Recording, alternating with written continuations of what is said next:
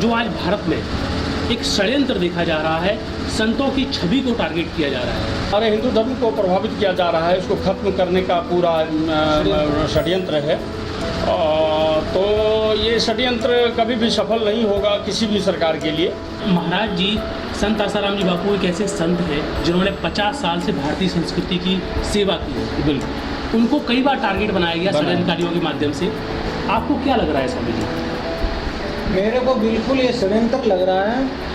और बापूजी ने बहुत धर्म का प्रचार किया। बापूजी ने लाखों नहीं करोड़ों आदमियों को भगवान की तरफ लगाया। और बापूजी के करोड़ों आदमी आज गुरु भगत हैं, वो अपना गुरु धर्म का पालन कर रहे हैं। और बापूजी ने जो लोग ऐसे लोग थे बिल्कुल कुछ नहीं समझते थे, उसको बापूजी ने भगवान की तरफ लगाया। और बापूजी ने बहुत बड़े बड़े गरीबों की सेवा की, जो दुखी है उसकी सेवा की। बापूजी का जीवन था बड़ा ही एकदम मतलब उनका जीवन पूरे जीवन भर उसने परमार्थ का कार्य किया। और संत का काम यही है, सरवर तरवर संत जन छोटा वर्षे में परमार्थ के कारण चारों धारी दे। हमारे बापूजी परमार्थ के लिए अवतार लिया उसने और धरती पे आकर के और बड़ा अच्छा भक्तों को भगवान के अंदर लगाया और बहुत अच्छा कार्य किया। और बापूजी के साथ में जो कुछ भी हो रहा है वो षड्यंत्र हो रहा है। वो उन्होंने हिंदू धर्मों को बहुत ज़्यादा जो है संदेश दिया, धर्म का प्रचार किया, लोगों को अच्छा पाठ सिखाया।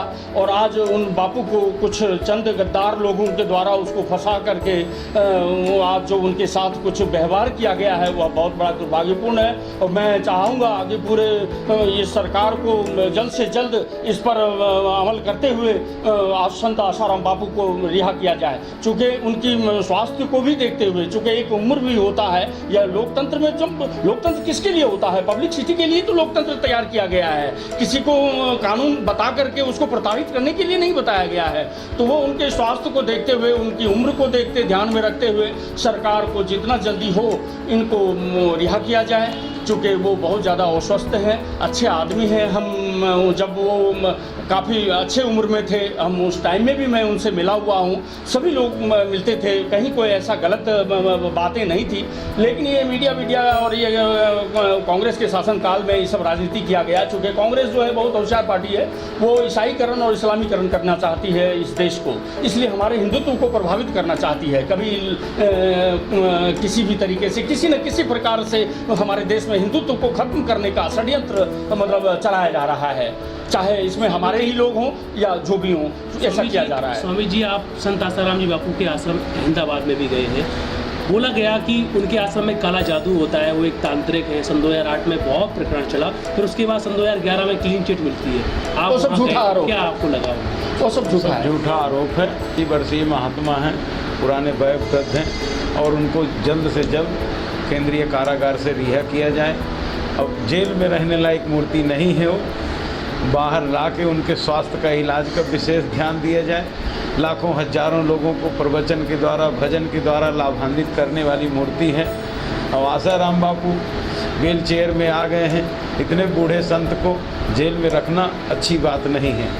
सरकार से की परिभाषा नहीं हो सकती। सरकार से भी प्रार्थना है, जनता से भी प्रार्थना है, सभी गुरु मूर्तियों से प्रार्थना है कि सब साथ दे के और उनको जल्द से जल्द रिहा करा जाए।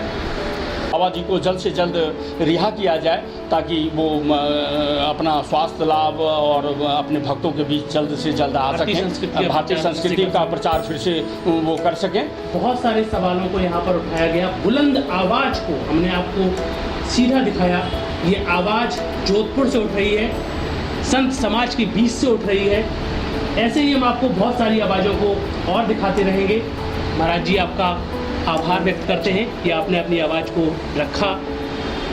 भारत का समाज इन तमाम बातों को समझकर, इन तथ्यों को समझकर खुद निर्णय ले सकता है कि कहाँ गलत हो रहा है और कहाँ सही हो रहा है। सत्य के लिए आवाज़ उठाना आज भारत के समाज को बहुत ज़रूरी है।